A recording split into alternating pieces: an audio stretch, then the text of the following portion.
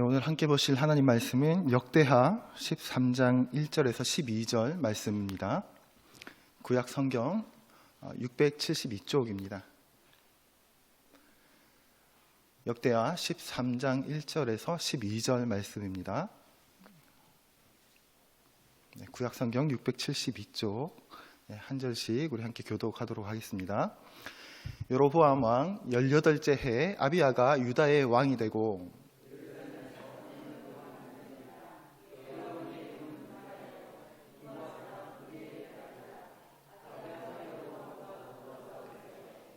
아비야는 싸움에 용감한 군사 40만 명을 택하여 싸움을 준비하였고 여로보암은 큰 용사 80만 명을 택하여 그와 대진한지라.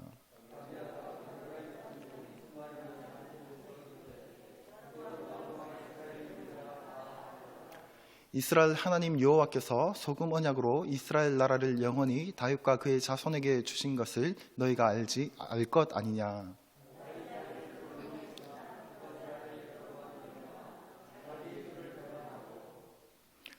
남봉꾼과 잡배가 모여 따름으로 스스로 강하게 되어 솔로몬의 아들 르호보암을 대적하였으나 그때 르호보암이 어리고 마음이 연약하여 그들의 입을 능히 막지 못하였느니라.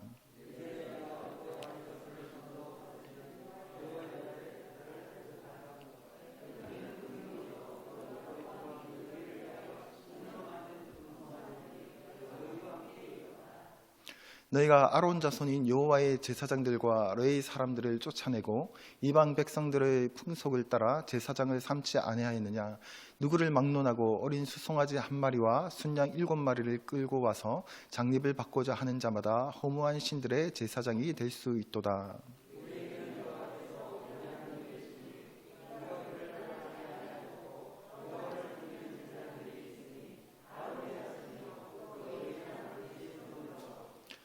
매일 아침 저녁으로 여호와 앞에 번제를 드리며 분향하며 또 깨끗한 상에 진설병을 놓고 또 금 등잔대가 있어 그 등에 저녁마다 불을 켜나니 우리는 우리 하나님 여호와의 계명을 지키나 너희는 그를 배반하였느니라.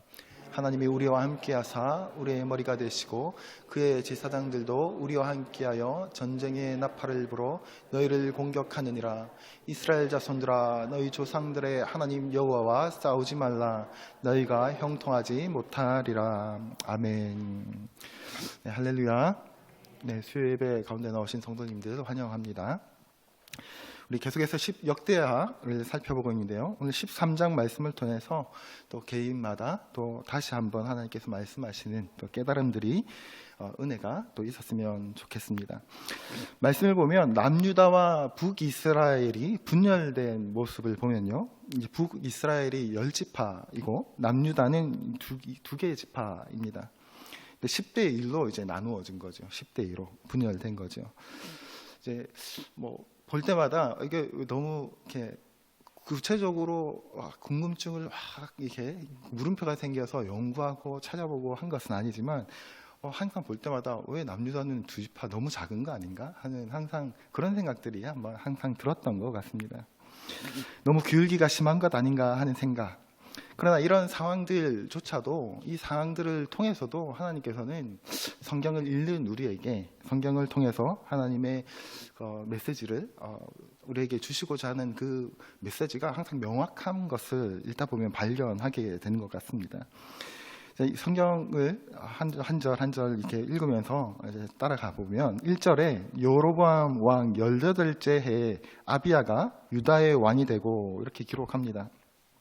열왕기에서부터 보면 왕의 등극을 표현할 때 보면 항상 이런 식으로 표현을 하더라고요. 남유다의 왕을 말할 때는 북이스라엘 왕 누구가 몇 년에 이렇게 남유다 왕이 되었다. 반대로 북이스라엘의 왕을 말할 때는 남유다 왕이 몇 년째 해 북이스라엘 왕이 몇 년 지금 이제 왕으로 왕이 되었다. 이런 식으로 표현을 합니다.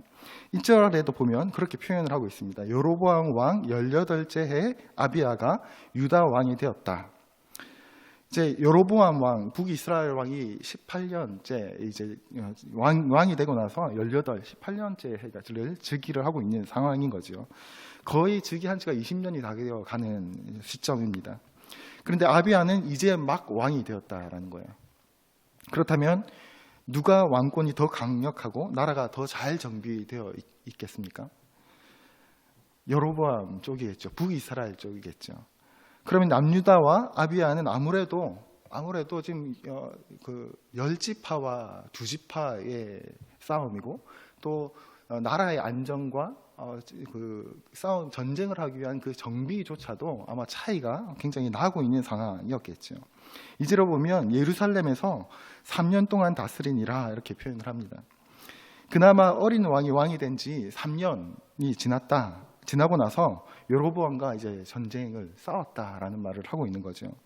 이 다툼에서는 아비야와 남유다가 절대적으로 열세에 있었을 것이다라는 것을 그냥 성경을 보면 충분히 짐작하고 남는 상황입니다.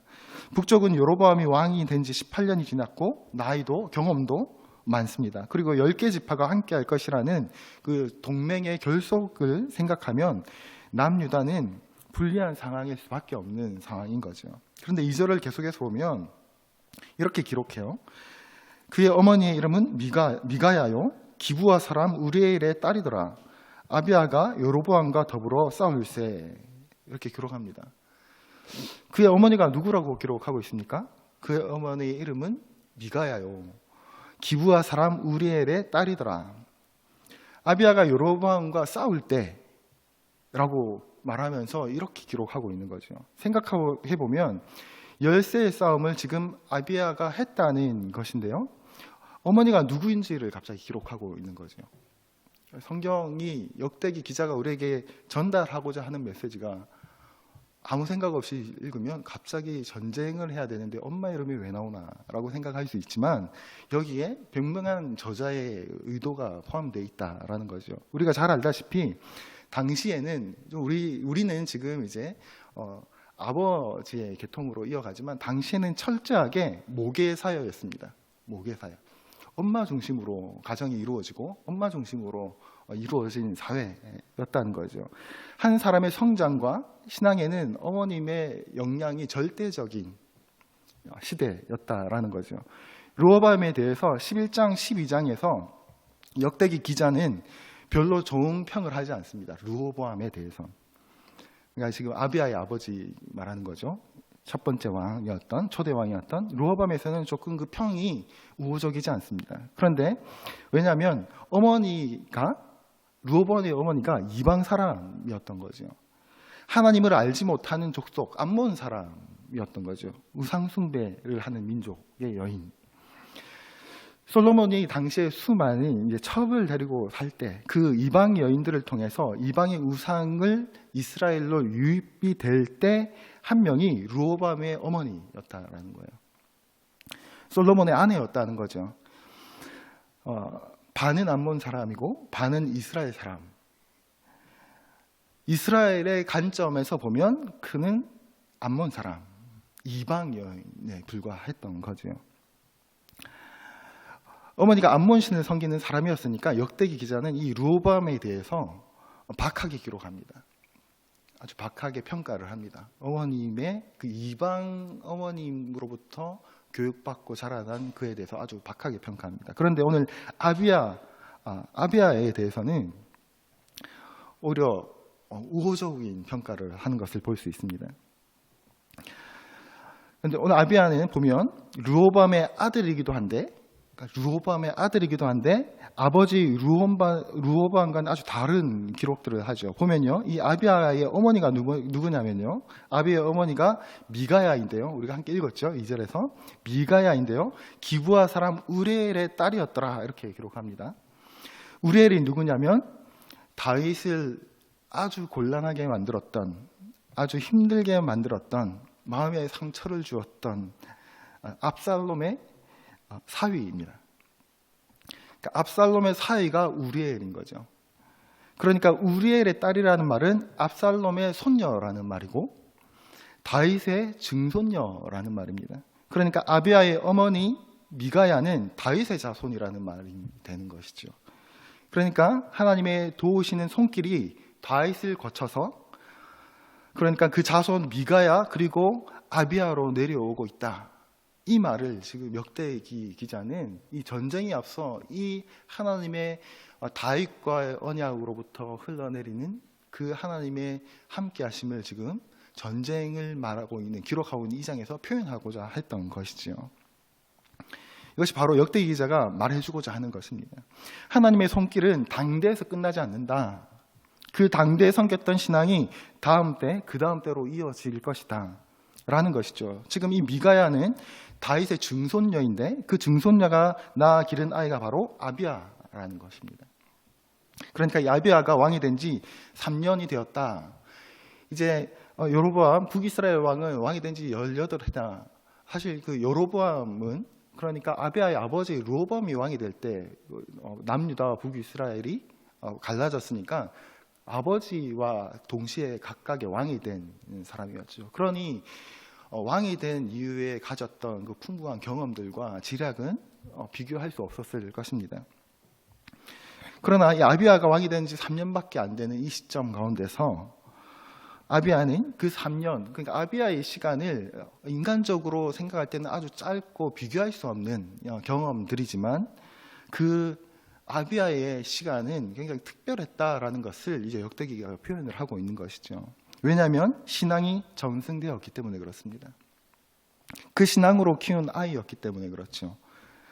그래서 이 아비야의 아버지 르호보암 때는 비록 나라가 나뉘는 수모를 겪었고 애굽 왕 시상에게 나라가 거의 망하는 수모를 겪었지만 보면 앞장에서 보면 금방패가 다 빼앗겨 버리고 놋방패를 만들어서 싸워야 했던, 막아야 했던 수모를 겪지만 그 르호보암의 아들 아비야는 전혀 다른 하나님께서 함께 하시는 인생을 살았다라는 것을 어머니의 이름, 그의 계보를 언급하면서 역대기 기자는 우리에게 그 메시지를 분명히 하고자 하고 있다라는 겁니다. 그 차이가 뭡니까? 역대하 기자의 기록에 따르면 그 어머니 미가야의 존재가 그 자녀의 삶을, 민족의 삶을 바꾸어 놓았다라는 것을 말합니다. 그러니까 지금 이 싸움은요, 인간적으로 생각할 때는 질 수밖에 없는 싸움. 그런데 그 싸움의 한가운데 누가 있었냐면 신앙으로 길러낸 왕 아비야가 있었다라는 것을 말하는 거죠. 신앙으로 길러낸 어머니가 있었다라는 말을 하고 있는 것입니다. 이 짧은 이 앞구절 1, 2, 세 구절을 보면, 이 두 구절을 보면 신앙의 계승과 믿음, 하나님을 향한 이 믿음이 얼마나 중요한지를 사실 우리에게 표현해주고 있습니다. 이 다음 세대에 대한 표현들을 많이 하죠. 이 복음에 대한 본질, 그리고 우리의 신앙을 보더라도 그렇습니다. 우리 젊은 청년들을 보거나 다음 세대 아이들의 신앙의 모습들을 보면 안타까움이 참 많습니다. 우리 아이들은 저희 때랑은 다르게 하나님을 향한 깊은 믿음을 갖는 게 쉽지가 않습니다. 왜 쉽지가 않을까요? 물론 세상이 아니라고 말하는 것, 그런 것도 있겠죠. 근데 그것이 이들이 어릴 때부터 학교에서 배우는 내용과 신앙의 내용이 다르다라는 것이 문제인 거예요. 그래서 많은 철학자들이 사람의 본성에 대해서 얘기할 때 어릴 때 사람이 처음 접하는 내용, 처음 듣게 되는 내용이 그 사람의 마음을 사로잡는다라고 표현을 해요. 그러니까 어릴 때, 예를 들면 어릴 때 이 세상은 우연히 우주먼지가 폭발해서 세상이 생긴 거야. 어릴 때 학교에서 그렇게 배우고 나면 이후에 교회에서 하나님이 천지를 창조하셨어 라고 말을 했을 때, 그 내용을 들을 때 마음속 깊은 것에서 창조주 하나님에 대해서 믿어지는 게 어렵다라는 얘기예요. 태어나서 처음 접한 그 내용이 그 아이의 마음을 먼저 아무것도 백지 같은 그 아이의 마음을 먼저 채워버리기 때문에 그렇다고 말합니다. 근데 우리는 학교에서 가르치는 내용과 교회에서 가르치는 내용이 너무나 다르기 때문에 우리 아이들은 저희 때랑은 또 다른 신앙의 어떤 세계관의 전쟁을 하고 있는 세대이기도 합니다. 물론 말씀이 역사하실 때 그 믿음이 깨어질 것이라는 믿음은 있습니다. 그리고 말씀이 역사하실 겁니다. 그러나 그만큼 어렵다라는 내용이고, 성경에서 그래서 아이일 때부터 하나님의 말씀을 알려주는 것, 배우게 하는 것을 강조하고 있는 것은 그냥 말하고 있는 것이 아니다라는 거죠. 하나님을 하나님으로 아는 자들이 어떻게 하나님의 사람이 되고 하나님께 사용되는지에 대해서 성경은 끊임없이 강조하고 있고 이스라엘 민족을 통해서 신앙의 계승의 역사를 통해서 끊임없이 말씀하고 있다라는 거지요. 그러면서 계속해서 보겠습니다. 3절입니다. 아비야는 싸움에 용감한 군사 40만 명을 택하여 싸움을 준비하였고 여로보암은 큰 용사 80만 명을 택하여 그와 대진한지라. 성경이 우리에게 항상 강조하는 것, 끊임없이 요청하는 것이 무엇입니까?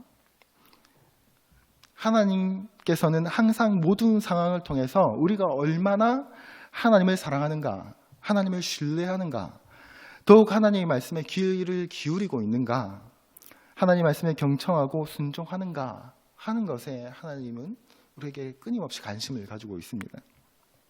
40만 명 대 80만 명, 당시 전쟁의 승리를 결정하는 전략 전술이 무엇이었겠습니까? 당시의 전쟁에서는 여러 가지 전략이 있을 수 있고 지략이 있을 수 있지만 제일 중요한 것은 수였죠. 당시에는 미사일이 없었습니다. 총이 없었죠. 인원수가 많으면 강대국이었습니다. 군인이 많으면 강국이었던 거죠.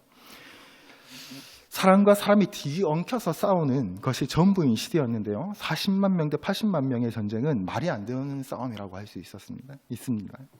빨리 전쟁을 포기하고 항복을 해야 어쩌면 지도자로서 빠른 선택이고 바른 판단이라고 할 수 있는 상황이었겠죠. 그런데 지금 아비야는요, 항복을 해야 하는 이 상황에서 어쩌면 이 상황에서 먼저 선언하고 있는 모습이 오늘 기록되어 있습니다. 인원이 배가 되는 싸움인데요. 이미 2개 지파와 10개 지파의 싸움, 이미 싸움이 되지 않는 상황인데요. 그런데 이 80대 80의 싸움이 어떻게 진행되냐면 4절에 아비야가 먼저 선언을 합니다. 아비야가 에브라임 산 중 스마라임 산 위에 서서 이르되 여로보암과 이스라엘 무리들아 다 들으라 하고 먼저 선언을 하는 거예요. 지금 아비야는요, 지금 이 싸움이 어떤 싸움인지를 선언을 하고 있는 거예요. 5절에 계속해서 보면 이스라엘 하나님 여호와께서 소금 언약으로 이스라엘 나라를 영원히 다윗과 그의 자손에게 주신 것을 너희가 알 것 아니냐. 여러분, 소금 언약이라는 것은 하나님께서 다윗의 혈통을 통해서 이 이스라엘 왕을 세우시고 그 왕을 이어가실 것이다 라고 약속하셨던 언약을 말하고 있습니다. 여러분, 소금이 뭡니까? 변치 않는, 썩지 않는, 부패를 방지하는 그 소금 언약을, 하나님의 언약을, 다윗과의 약속을 빗대어 표현하고 있는 언약이죠. 그 약속을 지금 상기시키고 있는 거예요. 아비야가 말하는 것이 지금 이 싸움이 군사의 싸움이 아니고 병력의 싸움이 아니다. 하나님이 누구인지를 인정하고 그 하나님이 누구 편에 서 있는가 하는 것을 지금 아비야가 이야기하고 있는 것입니다. 6절, 7절 이제 계속해서 성경 오늘 본문인데요. 보면요, 이렇게 말합니다. 기록합니다. 다윗의 아들 솔로몬의 신하 느밧의 아들 여로보암이 일어나 자기의 주를 배반하고 남봉꾼과 잡배가 모여 따름으로 스스로 강하게 되어 솔로몬의 아들 르호보암을 대적하였으나 그때 르호보암이 어리고 마음이 연약하여 그들의 입을 능히 막지 못하였느니라. 그러니까 아비야가 이 말을 하고 있는 거죠. 지금 너희가 따르는 왕이 누구라는 것입니까? 너희가 따르는 왕은 솔로몬의 신하였다. 느밧의 아들이 아니냐. 너희의 왕은 지금 하나님이 인정하시는 왕이 아니다. 그 말을 하고 있는 것입니다. 그래서 그들이 따르는 자들이 누구냐? 너희들이 따르는 자들이 누구냐? 남봉꾼이고 잡배다. 너희의 왕에게는 하나님의 인정과 약속과 정통성이 없다. 인원이 많은 것은 하나도 무섭지 않다라고 아비야가 선언을 하고 있는 거죠. 우리에게는 하나님의 변치 않는 언약과 약속이 있다라는 것을 지금 80만 명 앞에서 아비야가 선언을 하고 있는 것입니다. 사랑하는 멸류관교회 성도 여러분, 우리가 이와 같은 하나님의 언약과 약속을 향한 신뢰와 믿음이 있었으면 좋겠습니다. 우리가 이 땅을 살아가면서 항상 느끼는 것, 복음이 과연 우리의 삶 가운데, 정말 우리의 현실 가운데 힘이 되고 위로가 되는가? 신실하신 하나님을 삶으로 그리고 마음속 깊은 곳으로 정말 이 하나님의 말씀을 받아들이고 그것 가운데 우리를 선언하고 우리 삶 가운데 위로를 받고 힘을 얻고 있는가 하는 이 문제가 항상 우리의 시험거리이죠. 우리의 믿음의 난제이죠. 우리 현실의 숙제이죠. 그러나 우리가 좀 다시 한번 끊임없이 명확하게 메시지를 우리에게 주고 있는 이 말씀들을 통해서 우리의 믿음이 좀 더 확고해졌으면 좋겠다라는 생각이 듭니다. 하나님의 언약, 신실하신 하나님의 약속에 대해서 신뢰할 수 있는 그런 은혜가 있었으면 좋겠습니다. 신실하신 하나님이다라고 말합니다. 소금 언약, 성경에서 아브라함을 통해서부터 끊임없이 하나님 백성들에게 하나님은 언약하십니다. 약속하시는 거죠. 여러분, 우리에게도 하나님께서는 성경을 통해서, 말씀을 통해서 우리에게 약속하시는 하나님의 약속의 말씀들이 있습니다. 우리는 구원의 약속을 이미 받은 자들이고, 하나님의 말씀대로 우리가 인생을 살아갈 때 세상이 말하는 가치와 세상이 말하는 복이 아니라 하나님께서 베푸시는 평안과 복을 누리게 될 것이라는 약속을 분명히 하셨습니다. 그런데 그 하나님의 약속에 대한 신뢰가 없는 거죠. 우리의 삶이, 눈에 보이는 삶의 삶 가운데 80만 명 앞에 두려움을 느끼는 겁니다. 흔들리는 거죠. 그러나 우리가 기억했으면 좋겠습니다. 하나님의 신실하심은 그냥 착실하시고 성실하셔서 그냥 약속을 지키시려고 최선을 다하시는 분이다 라는 의미가 아닙니다. 신실하다라는 말은요, 여러분, 착실하고 믿음직하다라는 의미를 가지고 있는데, 여기서 착실하다, 신실하다, 사람에게 신실해라고 하면 참 성실한 어떤 이런 의미들을 가지고 있죠. 그러나 한자를 보면 열매실자를 쓰고 있더라고요. 신실하되 실, 열매실자, 믿을 신과 열매실. 여러분, 사람은 열매를 맺을 수 있는 신실함을 가질 수가 없죠. 성실하지만 열매는 사람에게 달려있지 않기 때문에 그렇습니다. 과실을 맺는 것은 그 결과는 하나님의 손에 달려있죠. 그러나 하나님께서 신실하시다라고 말씀하실 때는 그냥 믿음직하다, 아니면 끝까지 최선을 다해 주실 것이다 라는 것이 아니라 그 결과까지도 책임지신다라는 것이죠. 신실하신 하나님께서 우리를 사랑하신다라는 말은 끝까지 사랑하신다라는 말은 변치 않고 마지막까지 사랑하실 것이다, 그리고 약속을 이루실 것이다 라는 의미를 포함하고 있습니다. 이 신실할 수 있는 조건이 뭡니까? 신실할 수 있는 조건, 열매를 맺을 수 있는 신실함을 갖출 수 있는 요건, 성실하면 다 되는 것이 아니죠. 그것은 능력이 있어야 됩니다. 신실할 수 있는 능력이 있어야 합니다. 그리고 사랑할 수 있는 것도 능력이 있어야 그 사랑을 끝까지 지켜낼 수 있죠. 약속을 할 수 있는 것을 지킬 수 있는 능력은 어디 있습니까? 능력이 있어야 약속을 이루어낼 수 있죠. 하나님께서 약속하시는 이 약속을 이루시는 것, 신실하신 하나님은 인간의 약속과는 다르지요. 이룰 수 있는 능력을 가지고 계신 하나님께서 우리에게 약속하시는 분이시다라는 겁니다. 우리의 인생을, 우리 자녀의 인생을 책임지실 것이다 라는 약속은 그냥 최선을 다할게라는 다짐이 아니십니다. 그런 능력을 가지신 분이 결과도 열매도 맺게 하실 것이다 라는 약속을 우리에게 주시고 있는데, 그 하나님의 그 신실한 약속을 신뢰하지 못하면 눈에 보이는 군사 앞에 두려움을 느끼게 되는 거죠. 믿을 수 없게 되는 거죠. 바라기는 좀 끊임없이 말씀하시는, 전능하신 하나님께서 우리에게 약속하시는, 끊임없이 언약하시고자 하는 그 하나님의 그 언약을 좀 믿을 수 있는 우리들이 되었으면 좋겠다 라는 생각을 하게 됩니다. 그러면서 8절 상반절입니다. 이제 너희가 또 다윗 자손의 손으로 다스리는 여호와의 나라를 대적하려 하는도다. 여기서 드디어 답이 나오는데요. 아비야가 40만 명밖에 없는데 80만 명이 이 전쟁 가운데 나온 북이스라엘을 두려워하지 않는 이유가 여기 표현되어 있죠. 바로 다윗의 자손으로 다스리는 여호와의 나라. 지금 이것이 유다의 정통성인 거예요.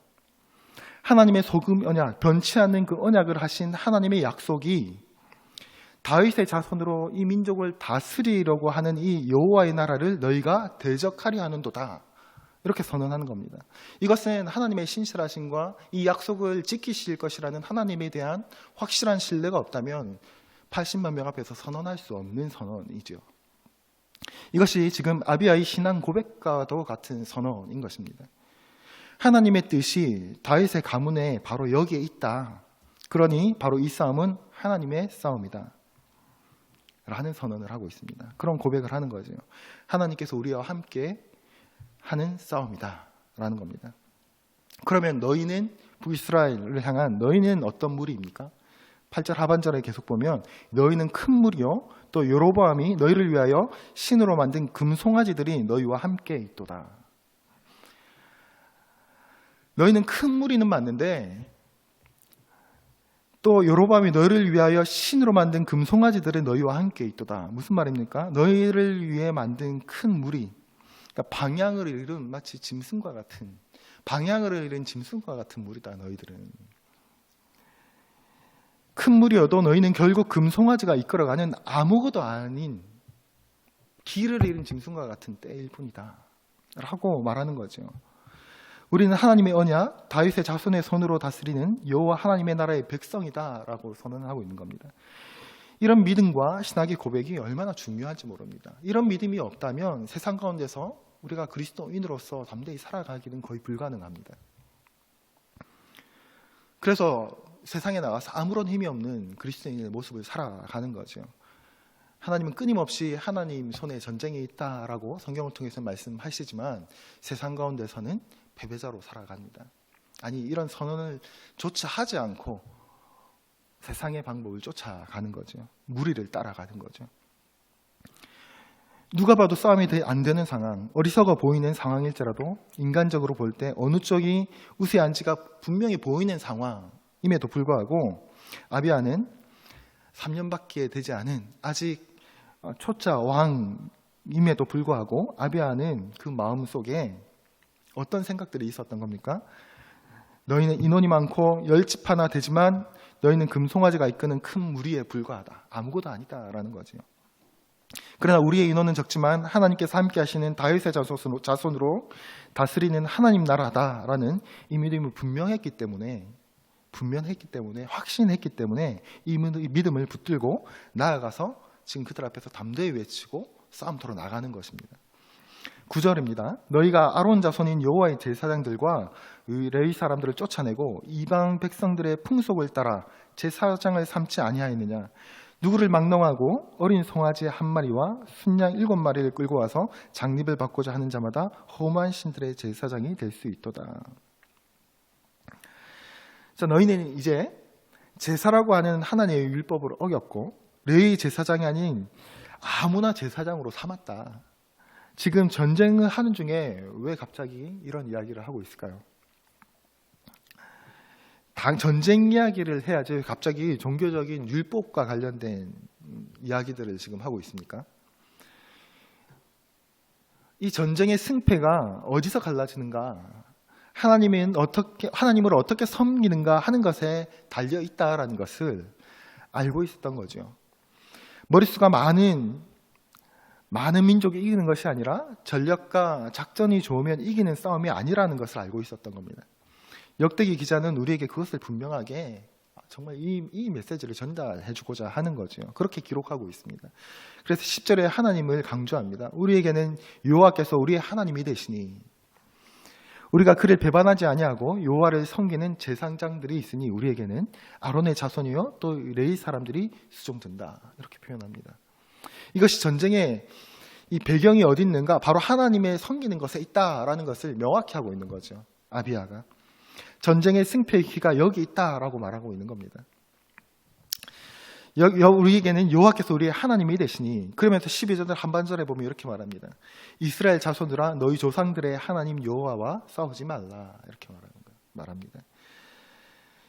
이 아비야가 지금 이 싸움을 대하는 자세가 이렇다는 거예요. 싸움을 대하는 자세가. 이 싸움을 지금 막아서고 있습니다. 사실은 싸움을 하려고 하는 자세이기보다는 막아서고 있죠. 너희가 지금 하나님과 싸우려고 하는 것이다. 그러지 마라 라고 말하고 있는 거죠. 이 싸움은 지금은 우리의 싸움이 아니다. 너희가 지금 우리와 싸우면 너희가 하나님과 싸우는 것이기 때문에 지금 우리와 싸우면 안 된다 라고 말해주고 있는 거예요. 그러지 말아라. 로보암 왕이 여로보암 왕과 싸우려고 했을 때 하나님께서 막으셨습니다. 그것처럼 지금 아비야는 우리 지금 싸우면 안 된다. 너희가 하나님과 싸우지 말아라 이렇게 말하는 거죠. 13절에 보면 이렇게 기록합니다. 여로보암이 유다의 들을 둘러 복병하였으므로 그 앞에는 이스라엘 사람들이 있고 그 뒤에는 복병이 있는지라. 그런데 여로보암은 지금 아비야가 이런 말을 할 동안 너희 여호와께 대적하지 마라, 싸우지 마라, 하나님의 언약은 여기 있다 라고 말하는 동안 지금 여로보암은 그 말을 듣지 않고 어떻게 하고 있냐면 앞에 40만 명, 뒤에 40만 명, 그들을 둘러싸서 지금 나름대로 따내는 지금 작전을 지금 하는 거죠. 그러면서 앞뒤로 40만 명씩 해서 남유다를 꼼짝하지 못하게 지금 하려고 하는 겁니다. 그때 14절입니다. 유다 사람이 뒤를 돌아보고 자기 앞뒤에 적병으로 말미암아 여호와께 부르짖고 대사장들은 나팔을 부니라. 여호와께 부르짖고 제사장들은 나팔을 부니라. 뭔가 어디서 본 듯한 장면 아닙니까? 여호와께 부르짖고 제사장들을 나팔을 부는 장면. 여리고 성을 함락시킬 때 이런 비슷한 모습들이 떠오르십니까? 가나안 땅에 들어와서 처음 만났던 가장 견고한 성이었던 여리고 성에서 이스라엘 백성들이 하나님께 온전히 그 전쟁을 올려드리지요. 그때 어떻게 되었습니까? 여리고 성이 무너졌죠. 지금 바로 그 방법을 사용하고 있는 거죠. 하나님을 찾는 것, 그리고 제사장들이 나팔을 부는 거예요. 그랬더니 어떻게 되었습니까? 15절에 유다 사람이 소리 지르매 유다 사람이 소리 지를 때 하나님이 여로보암과 온 이스라엘을 아비야와 유다 앞에서 치시니, 이렇게 기록합니다. 하나님께서 하셨다는 거죠. 이 전쟁의 승리에 관여하셨다는 거죠. 인원도 2배이고 작전도 나름대로 앞뒤로 세워서 포위해서 전쟁의 싸움에서 이기려고 했는데, 그런데 하나님의 방법 앞에서 완전히 무너졌다라고 성경은 아주 전쟁의 내용을 상세하게 기록하기보다는 이 전쟁이 하나님의 손에 있다라는 기록을 심플하게 기록하면서 우리에게 이 메시지를 간결하게 그러나 분명하게 전달해주고 있습니다. 그래서 역대기 기자는요, 이 싸움을 이렇게 평가합니다. 18절에 이렇게 이 전쟁을 평가해요. 그때 이스라엘 자손이 항복하고 유다 자손이 이겼으니 이는 그들이 그들의 조상의 하나님 여호와를 의지하였음이라. 너무나 심플하지 않습니까? 10대 2의 싸움, 80만 명 대 40만 명의 싸움. 아무리 생각해도 질 수밖에 없는 이 싸움. 그러나 남유다가 승리하게 됩니다. 어떻게 해요? 하나님이 그들과 함께 하셨기 때문에. 우리는 성경을 읽으면서도 우리의 삶과 성경은 다르다라고 생각하는 경향이 있는 것 같습니다. 성경과 복음과 우리의 삶이 연결이 안 됩니다. 성경은 다윗이니까 골리앗을 이긴 거지. 그래서 다윗이 골리앗을 향해서 승리한 전쟁 이야기를 들을 때는 아멘 하지만 내 삶 가운데서 하나님께서 승리하신 것은 아멘이 쉽사리 나오지 않습니다. 세상에 있는 우리 삶 가운데 있는 여러 다윗, 골리앗 앞에 아예 서지조차 않죠. 나는 다윗이 아니니까, 성경이니까, 남유다가 북이스라엘을 이기지, 남유다이니까 북이스라엘을 이기지 라고 쉽게 생각을 하는 거죠. 그러나 멸류관교회 성도 여러분, 우리가 살아가는 현실에도 이 진리는 유효합니다. 우리 마음에 누구를 품고 있는가? 누구를 신뢰하고 있는가? 복음의 능력과 하나님의 말씀을 참으로 신뢰하는가? 하나님께서는 지금도 살아계셔서 우리 가운데 역사하시는가? 그 믿음이 있는가? 하는 것이죠. 그 하나님의 도우심을 이길 수 있는 방법은 세상에 존재하지 않는다라는 것을 기억하시길 바랍니다. 하나님이 도우심이 있을 때 그 하나님의 도우심을 이길 수 있는 어떤 힘도 어떤 권능도 이 세상에 존재하지 않는다라는 것을 우리가 잊지 말았으면 좋겠습니다. 그리고 우리 자녀들에게도 끊임없이 그 하나님을 소개해 줄 수 있었으면 좋겠습니다. 책을 통해서가 아니라 우리 삶 가운데 그 하나님을 신뢰하는 모습을 보여줌으로써, 그래서 아이들이 성경 이야기를 마치 옛날 이야기 듣는 것처럼 교육받는 것이 아니라, 우리 부모님이 참으로 인생 가운데 어려운 가운데 있을 때 하나님 신뢰하고 저렇게 선택하셨구나 하는 것을 보면서 자라야 그들도 그들의 삶을, 하나님의 이야기를 책 속에 있는 이야기로 받아들이지 않게 될 것입니다. 그런 은혜가 우리 삶 가운데, 우리 가정 가운데 있었으면 좋겠습니다. 약할지라도, 숫자가 적을지라도, 지혜가 부족하다 할지라도 하나님께서 함께 하시면 우리는 승리할 수 있다라는 것을, 그렇게 해서 하나님을 신뢰하며 선택하는 삶을 우리가 살아갈 수 있었으면 좋겠습니다. 이 진리를 끊임없이 말씀하시는 이 음성, 깨달음, 우리의 삶과 마음에 끊임없이